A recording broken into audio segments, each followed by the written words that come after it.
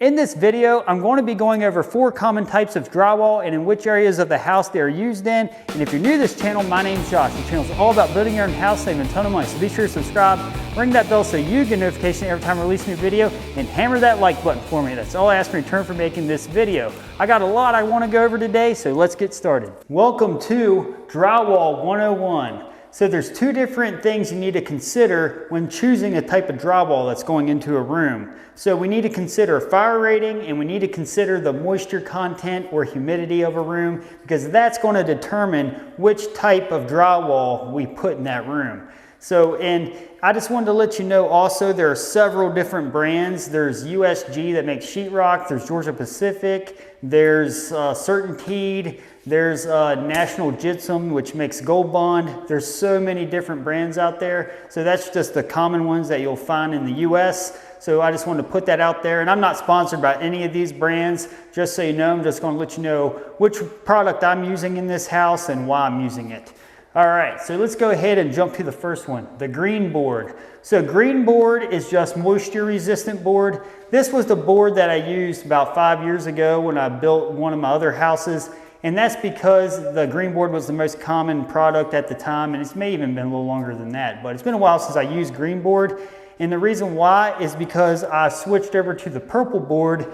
And the reason why I like the purple board better is because it's mildew, it's mold, and it's moisture resistant. So with that being said, clearly you'd want a product that is covering more bases than what just the green board is going to cover. So that's something you want to keep in mind. So which areas of the house would I use, green board or the purple board? You're going to want to use them in places that's high humidity, high moisture, such as a bathroom, such as a laundry room, basement, any of those types of areas that have a high humidity content. And so that's just something to keep in mind when you're calculating the drywall for your house. So now that we know why we use these 2 different types of boards, I'm just going to show you a piece of the purple board. It's right here. As you can see, it's purple and it's 1/2 inch. All right, the next one is the 5/8 fire rated drywall. And it's also called Type X drywall, and it's fire rated for up to 1 hour. And it has glass particles in the drywall, so it makes it an 1/8 inch thicker than the 1/2 inch, so clearly 5/8. And the reason why it has glass particles is it adds an extra 30 minutes of fire rating to each sheet versus only 30 minutes of the regular drywall. I got a piece of regular drywall right here I'd like to show you. So you see that it's like this. Most of you guys, I'm sure, have seen this before. It's a 1/2 inch thick, and it's what I put pretty much on about 90% of the house. And I'm going to show you the areas in which I put the purple board and the 5/8 here in just a moment.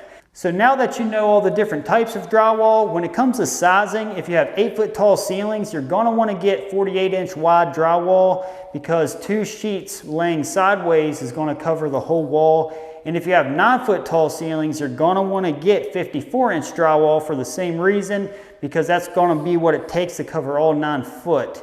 So you just want to keep that in mind. And most of the time when you're doing a whole house, I just order all 12-foot sheets, because whenever you hire drywall hangers or drywall finishers or whatnot, the drywall hangers aren't going to go through and pick out 8-foot sheets to go in a certain spot, then a 12-foot sheet to go in a certain spot. They're just going to come in and start rocking and rolling with 12-foot sheets. So I just order all 12-foot sheets when I order my drywall. Now, if you're wondering the price difference of all of these, I ordered the purple board and the fire rated and the regular drywall 12-foot long for this house. And the price difference was, for the purple board, we had $24 per sheet. And that was for a 4-foot wide, 12-foot long sheet, $24. For the 5/8 fire rated, for the 4-foot wide, 12-foot long, at this time was $21 a sheet. And then for the regular drywall, that was 4-foot wide, 12-foot long, we got $19 a sheet. So as you can see, the most expensive is the purple board, the next most is the fire rated, and then your regular drywall is the cheapest. So on average, you're looking at about $21 per sheet of drywall or so. And this is in November 2021 is when this video is made. So these are the prices then. So if you're watching this video later, I bet it's way higher by now. So it's really cold outside right now, and I'm getting ready to do an experiment involving water and drywall, where I compare MR board, the moisture resistant purple board, against standard drywall. So I'm going to get the water hose and get started. This test might be totally irrelevant, but I'm just curious to see if the purple board withstands water better than the regular drywall. I know it's not meant for a bunch of water, but we're going to find out what happens though. All right, so the idea here is I'm going to take this water hose and then I'm just going to run water over both pieces of drywall for only about 10-15 seconds. Then I'm going to see if it broke down through the paper of the purple board or the regular drywall, or if they went through about the same. We're going to find out. If you are not interested in this experiment, use the timestamps below to jump to the next section. These boards have been sitting for about 5 minutes wet, and as you can see, there does look to be a little bit of a shade difference between the purple board and the regular drywall. It does look like the purple board did not absorb as much as the regular drywall. Whether that's the case because of the color difference, I'm not sure. I really can't scientifically prove that, but it does look like it did not absorb as much. Now, what I got is the end of my drill. It's a number 2 Phillips bit, and I'm just going to scratch along the surface of the boards to see which one's more broken down.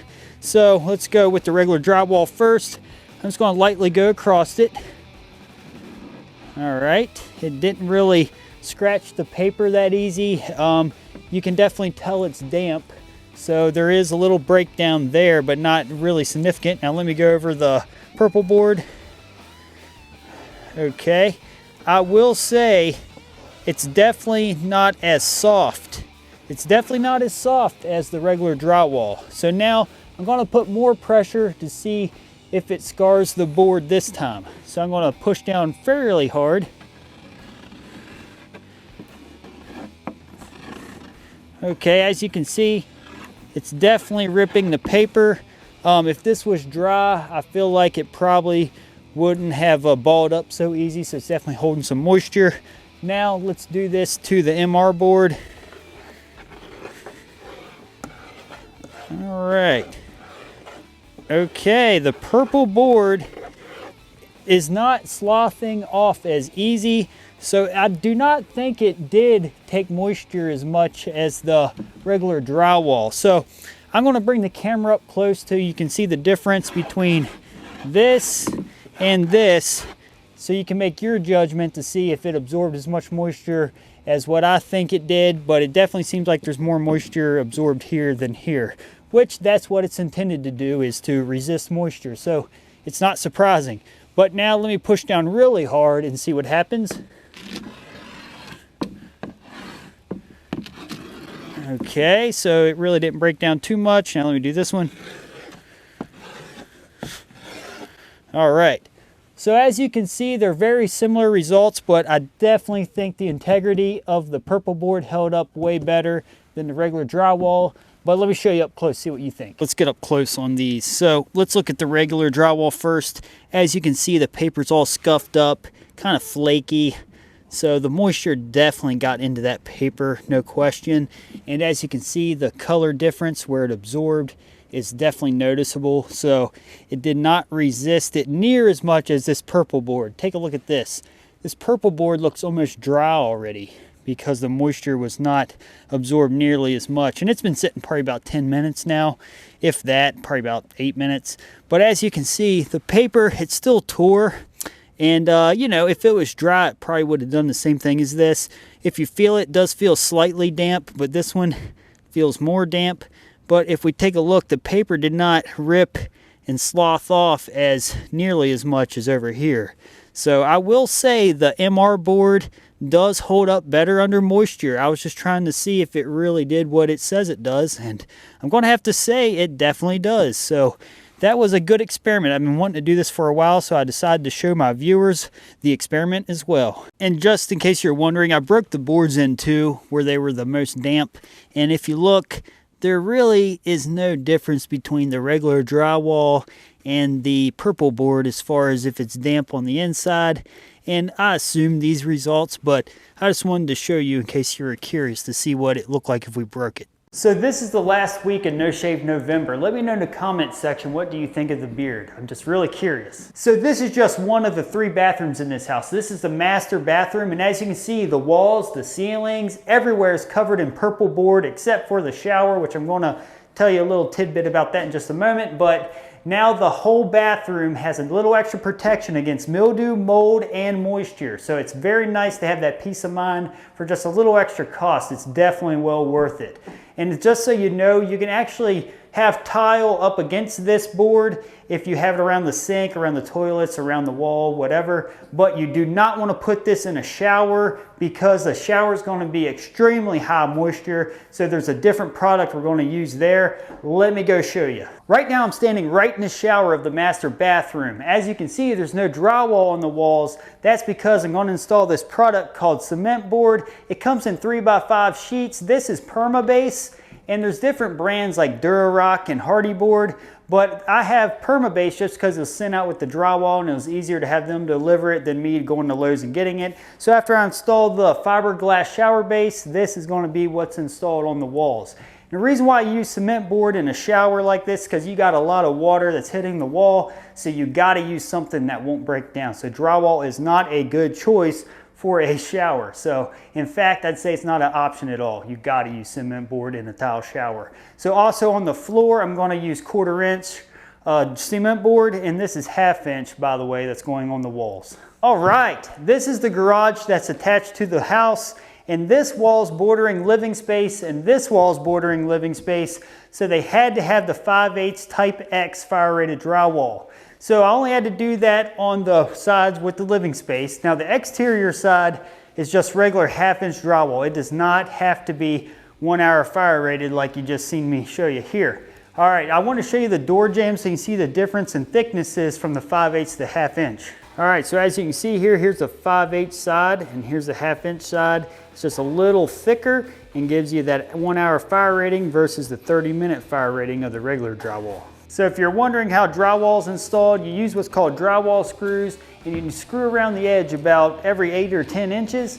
And then in the fields, you screw that, put about 2 screws in every stud down the fields, and you want to use what's called drywall adhesive on each stud and on the rafters or ceiling joists.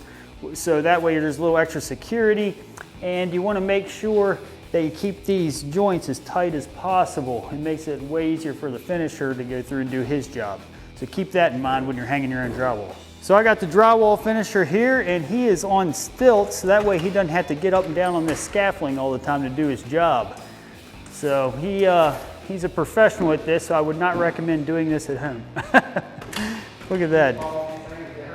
That's right.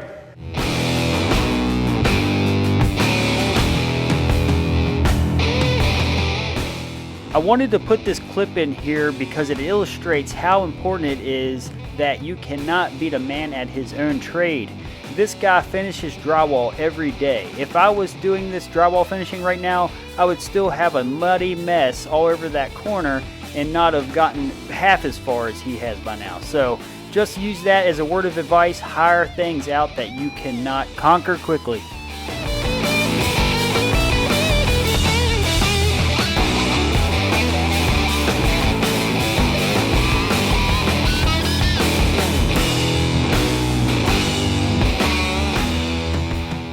So just as I was explaining earlier, when you have a 9-foot wall like you see here, you gotta use 54-inch drywall, so that way you only have one joint here in the middle. You put your first pieces up against the ceiling, then your second row goes up against that, and you just got the one joint. Now if you had 48-inch drywall, the 48-inch would go up, and then you would have either a piece in the middle or a piece at the bottom. Either way, you would have 2 joints that you'd have to finish. If you use the correct width drywall, you only got the one joint in the middle. But if you have an 8-foot tall ceiling, you've got to use the 48-inch drywall because that would give you one joint. Also, you wouldn't have to rip any off the bottom row because if you use 54-inch drywall, it'd be too wide. So 8-foot ceilings, you would use 48-inch. 9-foot ceilings, you would use 54-inch. Be sure to check out my Amazon store. The link is in the description below. There you'll find a lot of the products and tools I use while building this house. And if you do make a purchase through it, I get a small commission, but it's at no extra cost to you. And if you do make a purchase, I want to say thanks a lot for supporting the channel. And again, this channel is all about building your own house from the foundation up. So I do most of the work. Some things I hire out like the insulation, drywall, etc. But I try to do all I can. So some things that take a lot of skill like finishing drywall, like you've seen the finisher earlier doing, that's something I don't practice enough of, so I hire that out. All right, guys, I want to say thanks a lot for watching. Be sure to subscribe, ring that bell, and I'll see you in the next video. Have a good one.